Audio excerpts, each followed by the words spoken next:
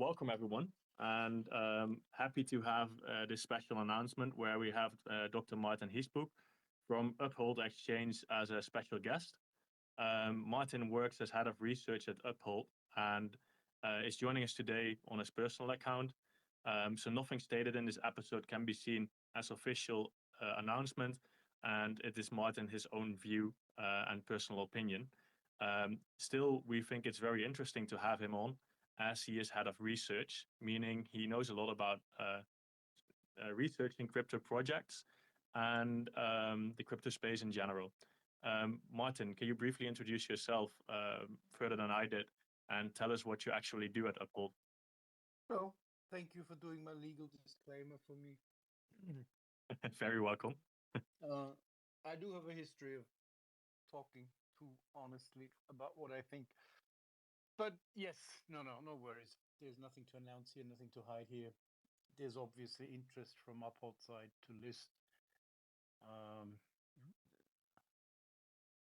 What is it? EWT we're talking about, right? But yes, that will be for a different committee to announce at a different date. There is actually maybe that's the thing that people don't know. There is actually a Chinese wall inside a crypto company like Uphold.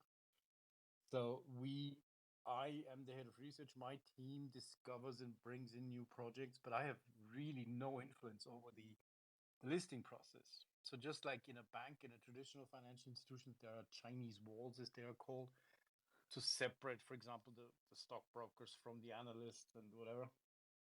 Mm-hmm. We do that too. And because as a platform, we're not an exchange, so we don't have our own order books, which means we rely on other trading venues. We have access to over 30 trading venues, some of them decentralized exchanges, like Uniswap and 1inch and stuff. So we execute where we can find the best price. And that means that we are not... where was I going with this? So that means that listing, whatever we list, isn't a matter of, for example, a Qcoin or where you pay the exchange to get listed, and then you're there. We're completely different. So nobody pays us to list any token. Nobody pays me or the company or anything. So we go out to the companies and say, we want you on this platform. Because we have a reputation for listing real world utility assets, not jumping in with the latest craze all the time. You have to. I mean, there's different clientele. We just listed some Blanc or Bonk or whatever token that I've, these things happen outside my department. But they bring in the trading revenue that allows us to list a lot of tokens that don't really trade that much. But so yes, we have an image to protect, and this is why we're so careful with what we list. We're really going after the project, the people behind it, what exactly it is they're doing, what messaging they put out on social media, how they behave as human beings. I mean, the biggest misconception of crypto is that blockchain is somehow doing away with trust. Right? We have blockchain, so we don't need to trust. That's the biggest bullshit ever. Because you always have to trust someone, right? You have to trust the people who make the blockchain, the ones who maintain it, the ones who validate it. You have to trust the DAO, the code, the whatever. So, yeah. yes. But Uphold is actually, so you mentioned that you don't hold assets, so you're not a trading platform in itself. Then I see Uphold is different in a lot of regards. It's also how it's promoted. Are you a little bit like a broker? Then could you describe it as such? Or if we didn't have the American regulatory nomenclature problem, we would just be called a prime broker. Correct. All right. Is it comparable in some way or another to eToro and Robinhood then? Because they also have traditional roots. Yeah. A little bit, yeah. It's a little bit comparable, especially to eToro, yeah. Okay, interesting. And how does your exchange then differentiate itself from other crypto exchanges in the market? I mean, you mentioned it has a unique proposition, value proposition, or a new unique way of working. What is it that actually differentiates Uphold then from others? I'm just a little bit curious because I have personally not worked with Uphold before, but I am interested to hear more about it. Yeah, we were founded in 2013 um, on the principle that you can never succeed in a new financial market without transparency. So from day one, you could go to the Uphold website and check our assets and liabilities. You can still do this. You go to uphold.com/transparency and you will find exactly how much customer assets we hold in the bank.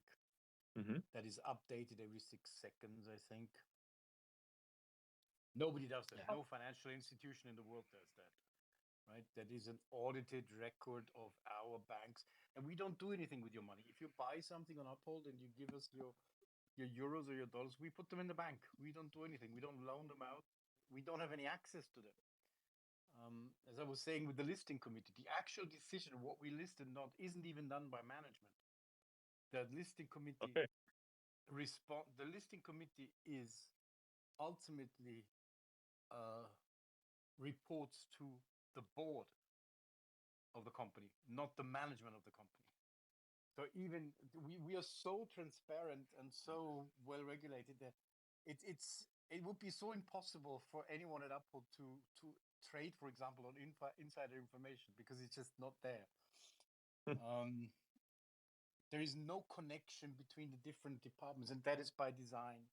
So what the listing committee ultimately says or does is entirely not up to me. I'm not until so their ultimate deliberations about whether to list something or not. I am not even out in that conference. So, and there's a good reason for that. We're trying to find the red flags. We're trying to weed out the problematic ones and make sure that nobody I could just have a million whatever tokens and then push for a listing, right? That's not possible. Okay, that's good to hear. We were founded on the idea of transparency and acting not upon threats or guesswork, but about actual facts. And this is why we never, for example, delisted XRP in the States, which made us famous in America. We never received a letter not to do it, and we asked back then the SEC, and the SEC said, "What the fuck? I don't care. Do what you want." And so we didn't see a reason to delist it just because we were afraid of the big black wolf. Okay, good. Right.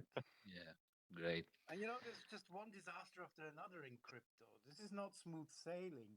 And the people who run Uphold, my colleagues in senior management, we've all had very nice careers, thank you very much, in traditional finance for Bank of England, for the Royal Treasury. I was a diplomat for 20 years. Some of my colleagues ran banks and multinational companies, and they all somehow, around the age of 50, said, "The fuck, I'm so bored with my life. I'm going to start working for a crypto startup." And this is the spirit of Uphold is so not your average crypto bros company, right? That's what makes us very, very different. Also, that's what makes you unique. Yeah, and we did buy with foresight a broker-dealer in America, a company with over 30 years history that has an ATS and has a broker-dealer license in the States. And we bought them, and they're now called Uphold Securities. And that's where most of my work is. So we advise around 250 corporate clients.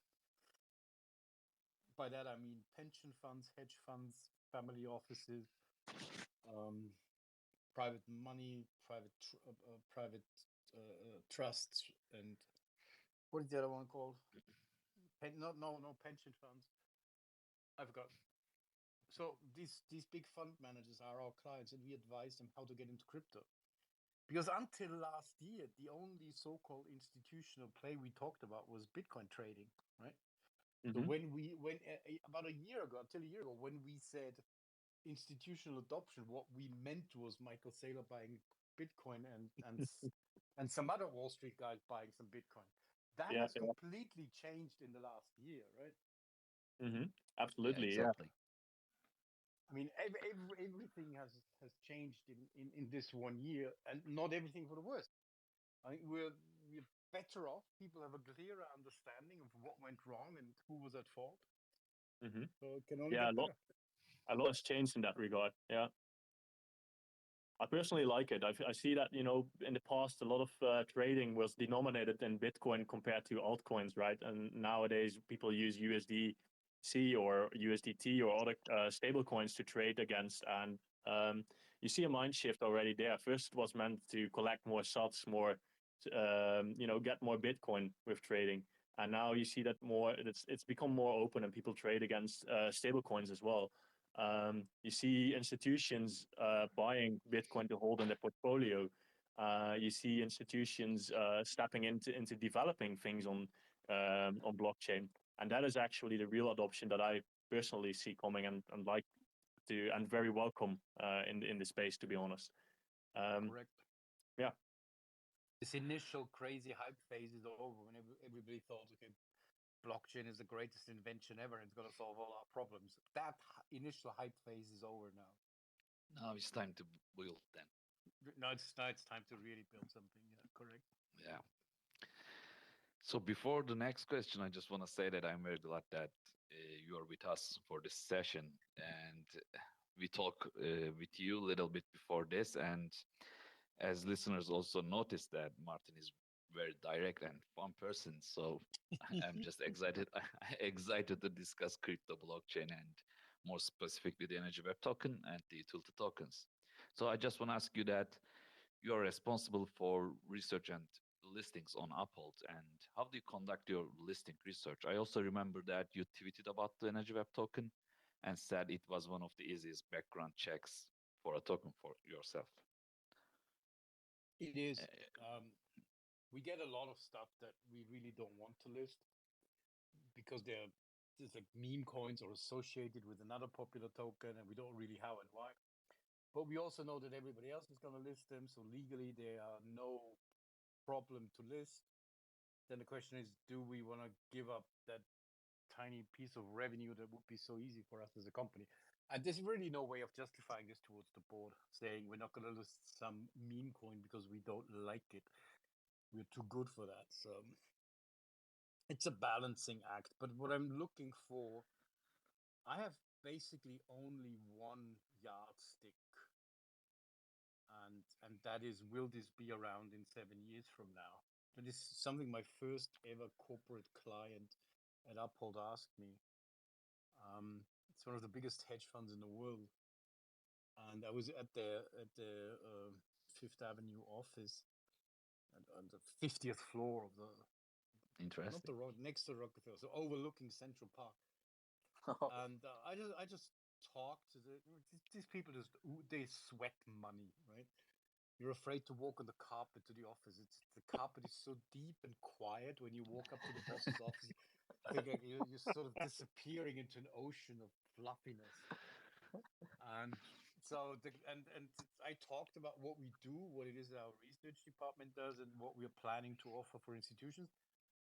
And he just sat there and was very quiet for a while, and then he said, well, it's either I trust you or I don't. And if I trust you, just give me stuff that will be around and make me money in 7 years. And I said, don't mind me asking, but why 7 years? It could be like 3 years, 10 years. Why 7 years? And he said, that's our thing. That's our company policy. It's always 7 years. Our horizon is 7 years. Wow. Said, Interesting. why 7 years? I don't know. Somebody came up with 7 years. Jeffrey, do you know who came up with the number 7? I don't know. Who came up with the number 7? And it was this guy there. And it turns out 10 is too long and 5 5 is short. too short. So whatever, that was the reason. So I actually, that was the first time I then sat down and looked at these things that I think are good, like Quant and Avalanche and all these tokens that I know what they do exactly, technically, where I know the ecosystem, where I know the functionality. And I sit there and ask myself, will this be around in 7 years? And that's a damn hard question to answer. Because the one thing that crypto projects never do, have never done, is do what every startup, every company should do is look at your competitors, look at your competitive landscapes. Mhm. Crypto founders are so damn stupid when it comes to running a business. You know, I got people said, I have this wonderful new project. Did you want to be an early investor? I'm going to give you some extra tokens if you become an early investor. What is it you do? Well, we're doing NFTs. Oh, so yeah. No, on Algorand. We're doing NFTs on Algorand. Okay. Your business plan is copying somebody else's shit and putting it on somebody else's shit. Yeah, glad that And then, energy web is different. but you know, it goes. This is a ridiculous example that did really happen when somebody was really excited that they had invented NFTs on Algorand. But it goes deep. This goes deep. To look at all the L1s and L2s in Ethereum, their Mhm. business model is basically let's fix somebody else's shit product and turn this into our business model. That's what an L1 and L2 is, right? Yes. So Ethereum doesn't live up. It's shit. So let's build a business around it not being shit. That's our business model. How is it? If you are on Shark Tank, you know, you're gonna get thrown out for this. What do you call Dragon's Den in the UK? You're gonna get thrown out on day one for coming up with the stupidest business model ever. I think And a lot this of is people in the changing. crypto space are ideological, right? A lot of people, they have an ideology. They think everything should be open source, should be able to be built upon, and that is, I mean, I stand behind that ideology as well personally. But if you look at business models, then not I have to agree with you that a lot of these business models are not making any sense. So. I mean, I can't disagree there, but I do see why people want change in the current system, and that is something I personally value. But I'm not sure how you see that. Yes, lovely business ideal, but principle, the principal business of running a business is not being completely transparent. Right? If as a business you would be completely transparent like a blockchain, you would have absolutely no competitive advantage, therefore no extra income to make your workers stay with your company. So Mm-hmm. it's either a free for all, open source for all communist idea where we all I don't know, run around in loincloths and play the lyra, or a capitalist society, and then Bitcoin doesn't really fit into that. Yeah. It's the whole problem is a philosophical one. If as a company I adopt blockchain for my business model, I wanted to make money, and I want to keep my competitive advantage a secret for as long as I can, Mm-hmm. because my share price goes up.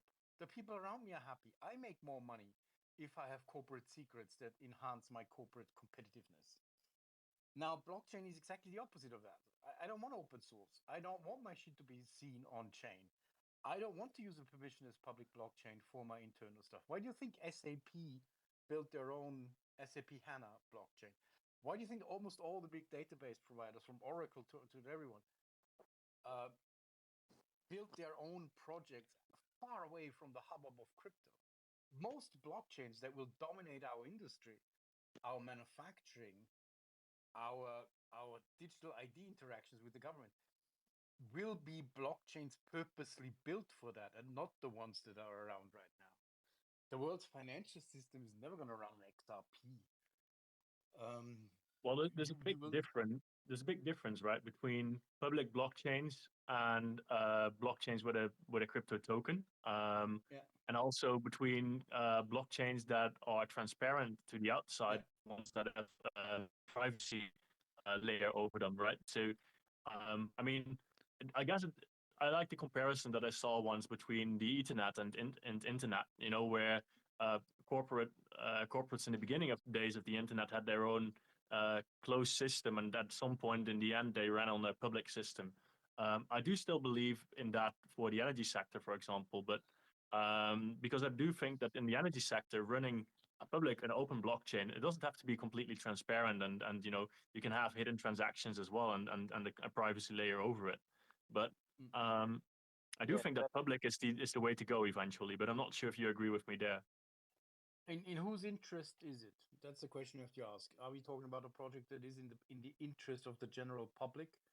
Then we have different standards as if this were in favor of a specific energy company or make a company more efficient. It's really about who uses it for what end.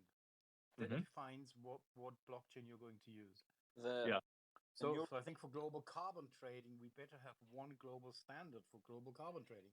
Whereas in, I don't know, the Siemens internal plastic manufacturing, whatever blockchain something, should be Siemens's internal IP, right? Mhm. We always have to ask, what is it good for? What does it do? Many generic blockchains that were born after Ethereum just to be not Ethereum. And they have no use cases. They have no reason of being. And that's the phase we're entering now. We need to define clear use cases. That's why uh, Casper is going after enterprise resource management. That's why there's a project like the Energy Web. So this is really the exciting part of the whole blockchain story. yeah, the Energy Yeah. Web is launching their new relay chain on Polkadot, and Yeah. they had this new rules, or no, it was like a country could set their own rules and regulations for their own parachain on Energy Web. So I think Energy Yeah. Web is good here, on the part of making everything for separate standards for separate companies or separate countries. This is what the relay chain on Energy Web will solve. Yeah, it solves the Yeah. problem. Yeah. Question is, why do I need a Polkadot relay chain? Why do I not use an Avalanche subnet? And while we're at it, why not replace the whole thing with a state channel? Uh, this There are this was so many different approaches that will lead us to different types of solutions. Yeah, right. Mhm. This This is why was I'm saying even it'll mentioned. be so interesting. Yeah, Yeah. the CEO of Energy Web even mentioned this on their last MAA. He said we will build an Energy Web that is powered by the Energy Web token, but it can run anywhere, even on Avalanche, even on Solana. The application, they can build it on Solana, but they will utilize the utility of the Energy Web from different chains. So this is exactly what Energy Web is trying to build here. Yeah, yeah, yeah. No, I think it's a fantastic project. We're entering the phase where interoperability between chains becomes interesting, Yeah. right? We have no good interoperability solution available now. Because when most chains in their little silos talk about interoperability, they talk about bridge from A to B. So the blockchains really working with each other smoothly and legally and compliantly is a big issue. Right? As soon as you get to interoperability between proprietary blockchain networks, you're opening a whole new legal can of worms. Let us say I was involved in a project with the University Hospital in Vienna, and it has to do with patient records and the idea of privacy between patients. And at one point, the patient records had to be seen by the legal department. And we include I forgot what it was exactly, where the legal people had to tick a box somewhere. And Yeah, exactly. when we got to that, people suddenly realized we would need an interface from the hospital blockchain with the patient records to an outside legal data system that, as we found out after months and weeks, was legally not allowed to have an interface to anybody else. So data structures and data processing is so complex in our world. And now we are riding here with blockchain and saying, hey, you just all whip or swap, forget what you're doing now. Just come over to blockchain. Everything will be better in blockchain. And it's not, you know. Yeah, You don't Yeah, I need agree. blockchain for everything. But it can be blockchain or decentralized solutions. Decentralization doesn't come from blockchain only. There's some other Correct. ways Yes, to, well said. yeah. Well said. Well said. And we know that Energy Web is trying to build something like that with like apps, decentralized apps, but not on blockchain. So right on this point, Martin, I want to ask that How does Uphold work with regulators to ensure compliance with laws and regulations while still allowing for innovation and growth in the crypto industry? How do we work with lawyers? How do we work with who? Regulators Oh, with like the regulators. I SEC. thought you said, Yes. okay, yes. We don't. We hate them. No, I'm kidding. We actually have a very good relationship with them. Amazingly enough, we do have a very good relationship with them because there are certain things we've never done, like lending out money. So the regulators build risk profiles of companies, and then they talk to these companies based on their actual risk profiles. And Uphold's risk profile is like zero. Right? We don't do anything with your money. We don't lend it. We don't have weird yields on anything. So we're just basically under the radar. And we are a company made up of, as I told you before, people who are had stellar careers in traditional finance. So there is the old anecdote that we were alleged. I have to say allegedly now before every sentence. Allegedly, we were applying for the FCA license in the UK, and we just wouldn't get it. And they made us spend, I don't know, millions of pounds of getting the license until our new hire as head of risk showed up, went to the meeting and sat there in front of the employees, these government bureaucrats, who happened to have been his former employees when he was vice governor of the Bank of England back in the days. And so we got the license by people saying, "Hey, sir, here it is. This is on you." The people at Uphold have such stellar careers that sometimes our connections to the regulators are very good. Great to hear that. But we don't get any better treatment for that because the rules are there for everyone to What about abide by. what They're about confused. what about the SCG rules, the sustainable energy regulation Concept. that they are, yeah, or what steps is, ESG. yeah, ESG, right? What steps is ESG Uphold is just, oh, come on, it's just whitewashing. you The think so? only thing about ESG, this is a corporate reporting system, a corporate self-reporting system. They never work. And the only thing, Yeah, we need better approaches on that. I agree the with only you as a lawyer. importance, Yeah, right. the only thing that matters in ESG is the emissions, right? Emissions really matter because if we don't get on top of emissions, there's no more S&G left to worry about. Do we Yeah. have any So problems this, from the regulators? Do we have any problems with them, or they don't care? nobody cares about ESG right now. We Ah. care about weird utterances by Gary Gensler saying staking is not allowed anymore from tomorrow. Yeah, There's so much unfortunately. a lack of understanding technically still, right? I do these presentations sometimes to companies, and I try as simply as possible explain what the benefit of a blockchain in this situation were, and you get blank stares and basically people saying, "Oh, our system works. You know, we use barcode scanners. It works. Why would I now switch to a blockchain?" It's technology when it is so new and so has so much potential, like blockchain, always goes through an initial phase of exuberance where people think it's the panacea for everything. True. I think it Yes. will be important, especially you need to keep records.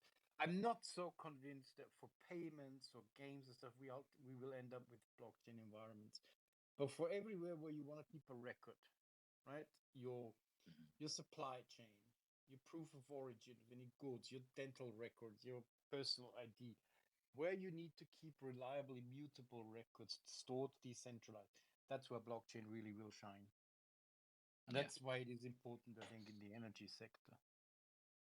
And do you think, because we talked a little bit, we said something about ESG, right? Um, you don't think it matters that much, but what I do wonder about, what is your take on mainstream media and cryptocurrency mining? Do you also think this discussion around energy consumption related to Bitcoin mining or mining in general of cryptocurrencies is that what do you think about that? Is that discussion a discussion you see as feasible, as something that can lead to change, or should lead to change, or totally not? It's a bit the political discussion over proof of work mining is just bollocks. This is just the European Greens, and and this they don't even understand what they're talking about. If you would need to compare the benefits, the CO2 emissions benefits from abandoning all fiat operations and replacing them with digital currencies. You could save millions of tons of CO2 emissions by I believe it too. Yeah. not printing that shit and distributing it to countless ATMs around the country. And don't get me started on coins. Coins are even more wasteful. So if you would really compare the carbon footprints of fiat versus Bitcoin, there's no contest.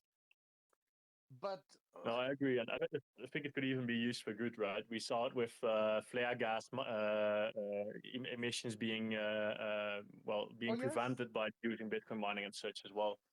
One of the most amazing corporate transitions that I'm aware of is a company in Tyrol in Austria, and they got bought by General Electric, and they make gas turbines that you put on top of a landfill.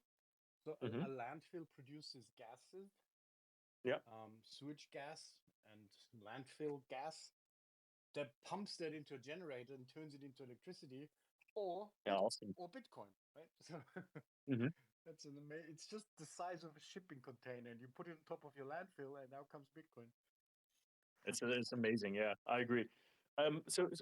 Let's also talk a little bit about Energy Web because that's also what we do this space for. So I wonder why, what drew you to Energy Web, for example, in particular? Because I hear you are critical about blockchain projects and the need for them. What is it that you found interesting about Energy Web? And because we've seen you engage with Energy Web community quite a few times in the past month or so, I think. What led you to Energy Web and to find that as an interesting solution? Because is it just is it just personal interest in the energy sector, or something else that drew you to it? I've been in contact with the Energy Web people on and off for years. There's someone who used to work for the IOTA Foundation and Industrial Blockchain Initiative that was very aware of that. I've also worked as a consultant with Mercedes-Benz, who have their own mobility blockchain projects. And so I've been in this, especially German industrial blockchain space for quite a while. I got started with blockchain in 2011. I gave my first presentation called "Blockchain is the greatest invention, the most disruptive invention since the internet." You can still Google it. And that article made me famous, and I traveled around Asia at this point and held presentations about what blockchain does. And that was all not about money. That was all about supply chain, insurance, the energy sector, solar, all these kinds of mostly industrial applications. So I've been involved in this for a long time. I wasn't aware of the actual token and the actual project until last year, and we've been in contact for over a year with them. What do you think differs the Energy Web token from the other tokens you've seen in the crypto space? Well, first of all, I like stuff that has a focus. You talk to most other general blockchains, they have nothing to talk about, right? They compare. It's like a pissing contest. My TPS is faster than yours. My blockchain can handle more transactions than yours. Not really interested in that. I'm interested in where blockchain actually makes sense to be used, and the energy sector is one of the most interesting ones. What, in your opinion, what makes sense most from the Energy Web, or what you found something for you Unique. that you thought, okay, this is it that could make it big on the energy?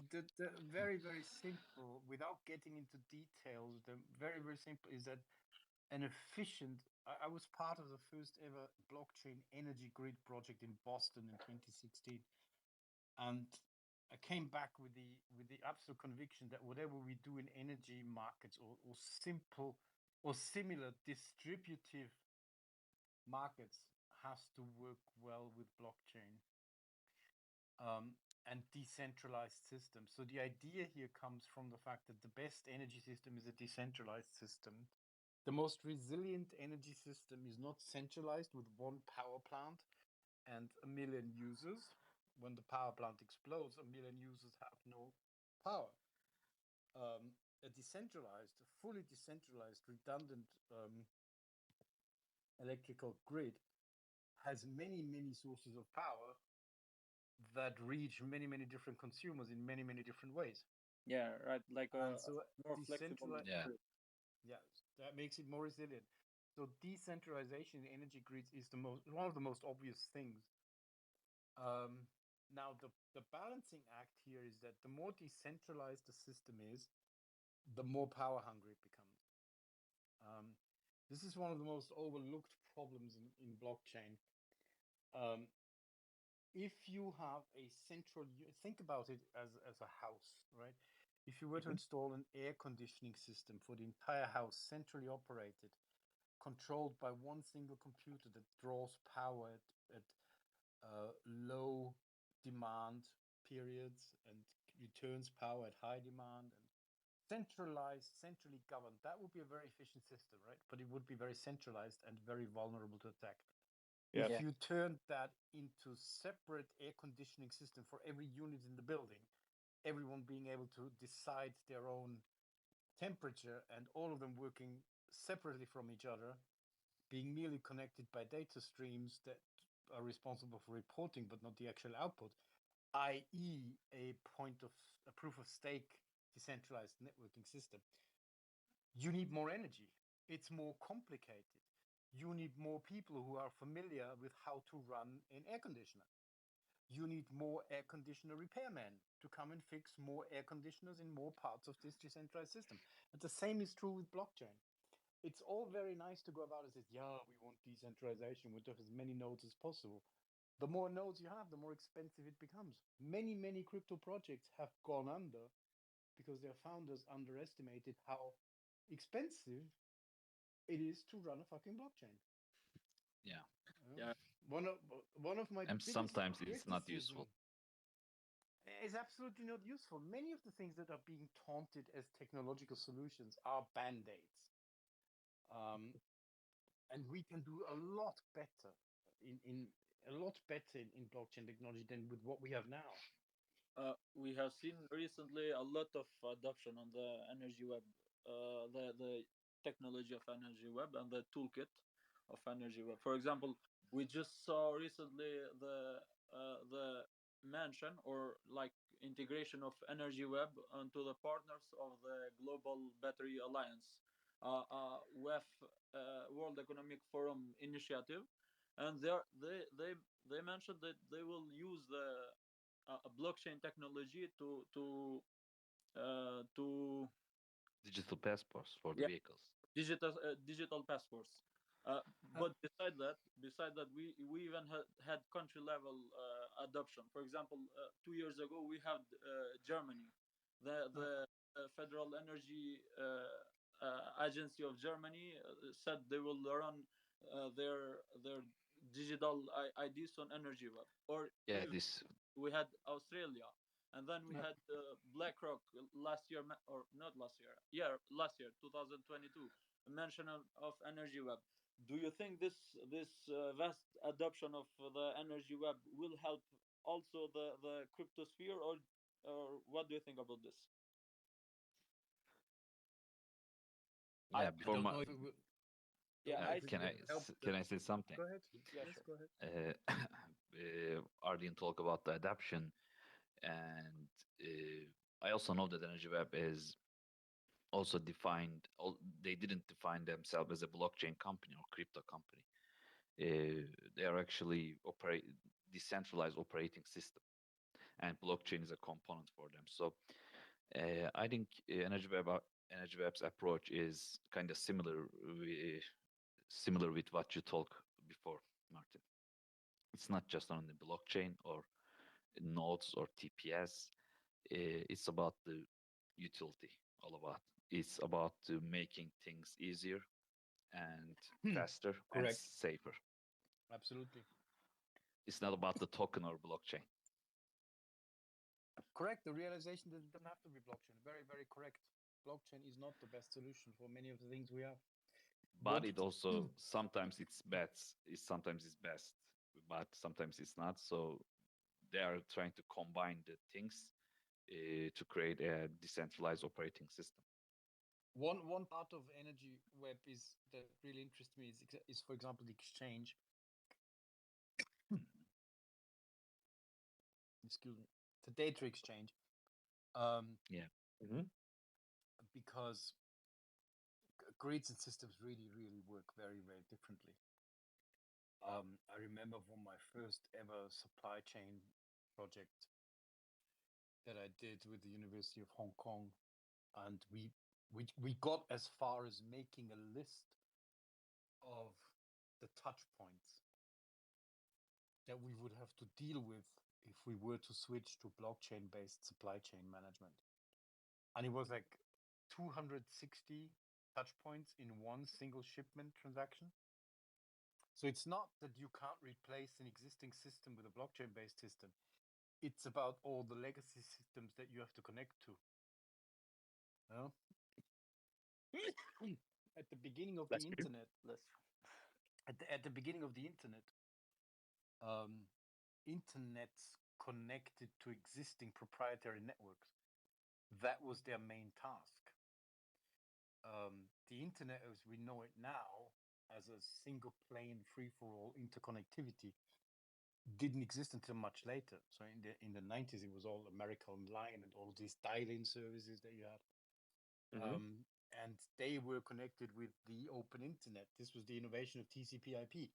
Now, do you think about TCP/IP when you go to Pornhub and watch a video? No, you don't think about TCP/IP, right? And the same is true for blockchain. I do not care when I'm at Aldi's and buy for my New Zealand kiwis. I don't give a fuck if I'm paying with my credit card in Dogecoin or when I'm paying actual euros. So, blockchain is a technological change that is unstoppable, but it has absolutely nothing to do with crypto and the crypto crazy people and this circus of ICOs and price manipulation that we are seeing in crypto. These are two different stories. These are two different things. I agree fully that these are two different things. But if you look at blockchain technology and if you look at crypto projects which use blockchain technology, so with their own tokens, so to say, my personal belief, but that is maybe just me, is that, if you want to have a decentralized system running without centralized actors being responsible making the decisions, you need to have some sort of incentive model and some sort of punishing model, so to say, in order to have people actively participate. There needs to be some money to be made in order to participate. At least that's mostly for most people the incentive. So I can imagine that a blockchain-based system works in itself in a closed environment. But if you want to have a decentralized system that runs itself, so to say, you need to have some sort of incentive. So I do see a value for tokens there. Is that something that you agree with, or something that you feel like is not needed at all as well? No, absolutely. All we need to do is get rid of our traditional definitions of what a financial instrument is. It is simply not on to do what the SEC is trying to do, to fit square pegs into round holes. We're talking about the 1933 Securities Act. It's fucking insane, isn't it? years ago, right? We've been trying to work with a law that was made in 1933 for the last 100 years. And it's a dumb law because it has only one yardstick. And if a blockchain is sustained and the network is made stronger and better and faster with participation of decentralized actors and these actors receive a reward in Mhm. turn for their work, the time and the computing power that they offer to the network. That, Mr. Gensler, is not the definition of a security, right? Exactly. You're not buying the fucking token in expectation of appreciation. You are giving up your electricity and your coding power and and and your fucking Wi-Fi from in the middle of the boondocks to participate in the network and expect a little bit of a compensation for Exactly. offering your computing power. In which universe is that a security?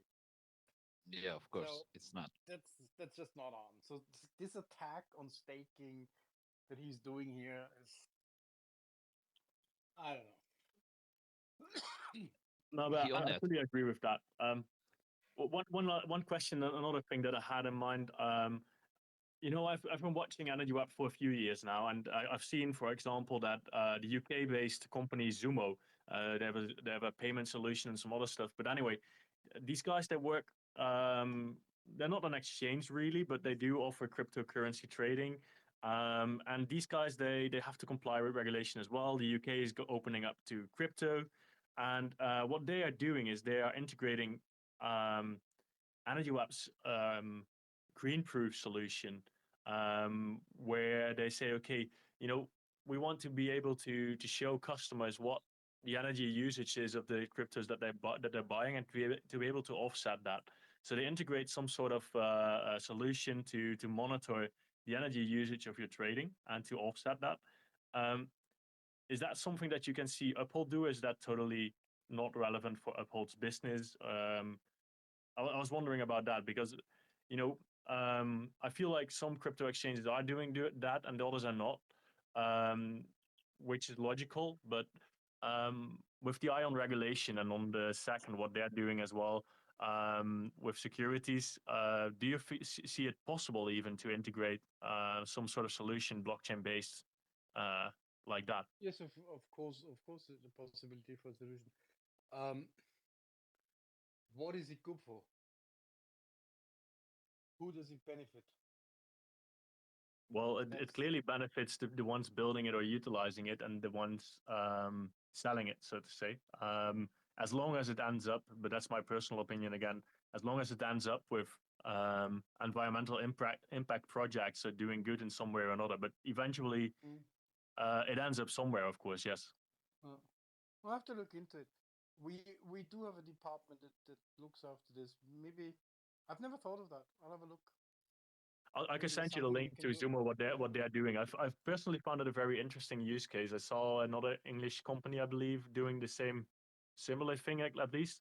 It's some sort of green proof solution for the transactions, and um, customers can choose to pay a premium more or less to offset that. I think Climate Down and some other projects are doing similar things as Okay. well, but on a different level. But this one is more inherent in the trading and the energy usage. But anyway, that is just something I was wondering about.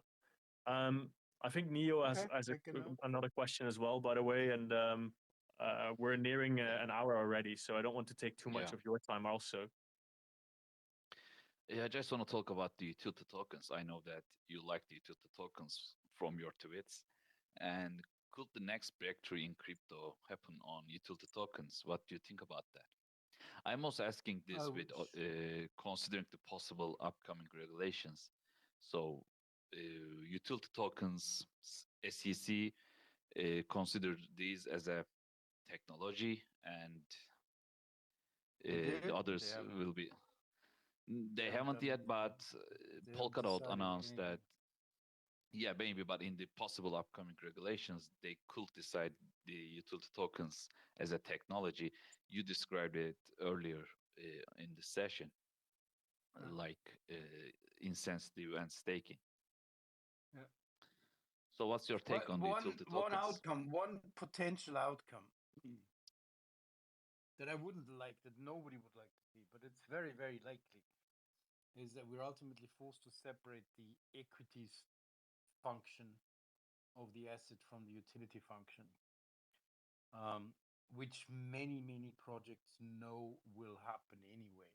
which means my blockchain project is going to go list at a stock exchange, whereas my blockchain token is going to be the utility token.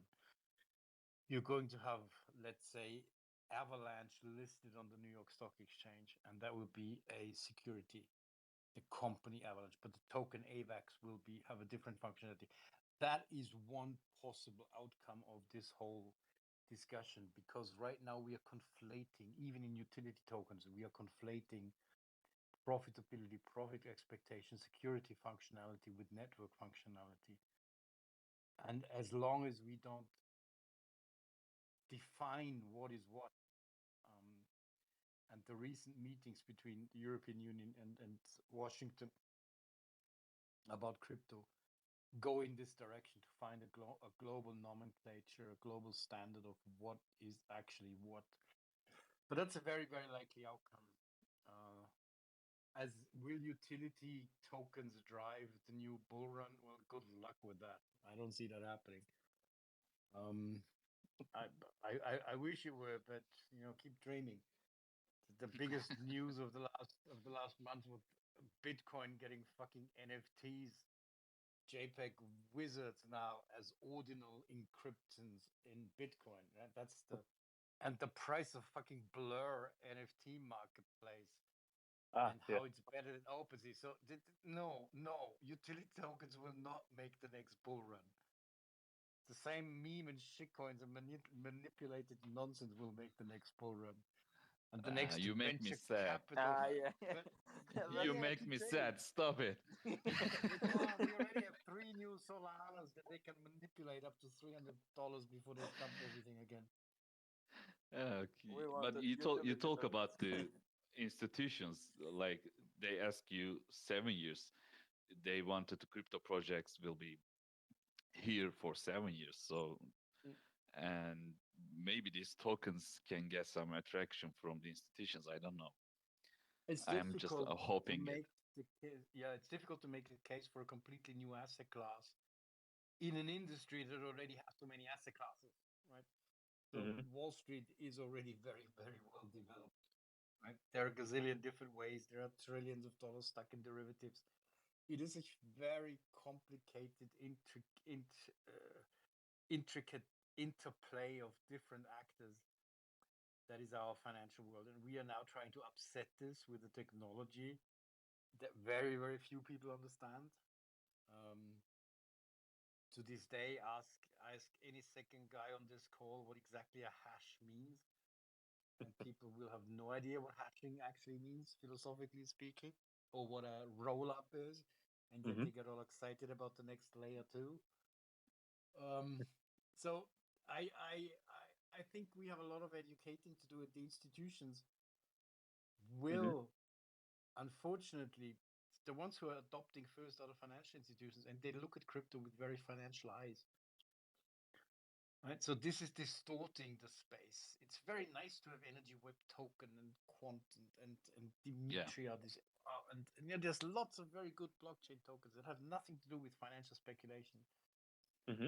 But they're going to be drowned out a bit with, creating a blockchain project like Solana and pushing it to $240 and then getting out of it was a wonderfully smart move for these VC firms in a market that is completely unregulated. So they were able to sell people shit and watch the shit go to the moon and then get out and have made a fortune. And this will happen again and again and again because we're talking about a technology that people just don't understand yet. And at the same time, we're already having ChatGPT. I have to deal with artificial intelligence interfaces. Last week, Google announced they were going to create a quantum computing interface. Quantum computing is the science of probability states. Blockchains are discrete states. Blockchains don't like quantum physics. I don't want my block to be either dead or alive. I want my block to be minted or not minted, right? I don't want Schrodinger's block in my Bitcoin. So artificial intelligence and quantum computing are going to make blockchain so much more interesting, but also look very, very different than what we have now. Okay, so that is also that is already tying in because we're getting close to an hour, and I believe that we've had all the questions that we personally had, that we could discuss in this session. Let me place it like that. So what is your outlook for the next 5 to 10 years? Because we talked about it a little bit, I think, during the interview already. But any final remarks, any final thoughts on where the blockchain space is heading, and the crypto space especially? Just want to add. For the next 5 to 10 years, seriously, Yeah. 5 to 10 years. Jesus Christ. I don't know what's going to happen next month. I don't know what's going to happen next week in this crypto space. Okay. Not to mention 5 to 10 years from now. Yeah, we're trying to I get some think information on what to do, some financial advice. You're going to slowly see the technology disappear, right? You're going to slowly see the technology being integrated into everything, and nobody talk about it anymore. You're going to have crypto assets offered by every bank and every card. People will be saving in crypto without even knowing it. You will have financial products delivered by banks that include crypto assets without anybody knowing about it. That would be great, by the way. Right? Yeah. We're working with several European banking houses on, for example, baskets of products. A basket of certain crypto products, and then you add in a few tech companies. Then you build a thematic baskets, and there's great interest in these. Is it a bit like ETFs or something like that then, or how should I see those? It's a bit like a mutual fund, yeah. It's a bit like a mutual fund. So you could, for example, take one called I don't know, energy and supply chain, and put in the Suku and the VeChain and Morpheus and energy web, whatever else you want, right? And then you make a basket called energy. That is my strategy, because I think mutual funds were hugely successful in the 80s, because people don't like to choose. It's the tyranny of choice is horrible in stock picking. Anyone who's ever been an investor or been to a supermarket without being a shopping freak, go to a supermarket. Just go to a supermarket. It's oppressive. The amount of different flavors of yogurt or cream cheese that I'm confronted with every time I go to the supermarket is mind-numbing. It's mind-boggling. Yeah, it's hard I only to buy choose. one type of cream cheese. There are 17 flavors of green cheese. Yeah, third world credit card. That is ridiculous. Yeah, it's an abundance, I know. Yeah. There's far too much choice in this world. Yeah. If you could choose one of the energy coins. Oh, I hate this. I hate these posts on Twitter. Like, pick one basket. I randomly put my shitcoins in this basket and randomly put somebody else's shitcoin in that basket, and now please choose one to help me gain more engagement on Twitter. No, God. Yeah. No, I would have an energy play. I would have in my own portfolio. I would have 2 or 3 plays on infrastructure. I would definitely have Avalanche and Quant and probably Algorand, because basic infrastructure needs. I would definitely have a few DeFi tokens. We don't need to talk about these. And I would have things that are unsolved, like the privacy problem. We don't have proper privacy solutions. Rollups, CK rollups, they're all crap. So I would put a play like Aleph Zero, A0 in there. And definitely then stuff around industrial, IOTA, industrial web, Constellation, anything where lots of real data sources have to be processed in record time. And then supply chain, something medical and something energy, definitely. I would make a basket around the things I like. That would be my personal investment basket. The one that I hold for 7 years, right? Things that I have a reasonable assumption that it will be around. For example, I'm fairly convinced that a blockchain like Casper is going to be around in 7 years. I'm not 100% convinced that Ethereum in its current form will still be around in 7 years. So my thinking about the future of blockchain is quite contrarian in some ways. Yeah. Yeah, I get that. I feel like we've talked now for an hour, and I feel like there's a few points where I could talk on for hours about with you as well. But due to this time that we have for this interview, I skipped that a little bit. But I enjoyed talking to you and your different views on things. Yes. It's something sometimes a little bit contrarian as you described it yourself, but in my opinion, also good to hear those views and to get to thinking about your own personal beliefs as well. So I want to thank you for that. No worries, pleasure. And I think that Thanks, Martin. that was it from our end at least. We asked you for final remarks. Energy Web, my remark, part of your 7-year portfolio. Definitely part of my portfolio. My Okay, good. Great. portfolio. Some good No news. way. That's all we wanted to hear. No, thank you very much for your time on a Friday evening. Really No appreciate worries. it. I And really enjoyed it. Thank you for having me. very welcome. I hope you all enjoyed it. Thank you for being here, also to the public, and I wish you all a great weekend. Have a See great you, weekend, everyone. guys. Yeah, Thank see you. you, Bye-bye. Martin. Thanks for joining us. See you, people. All right. Bye bye.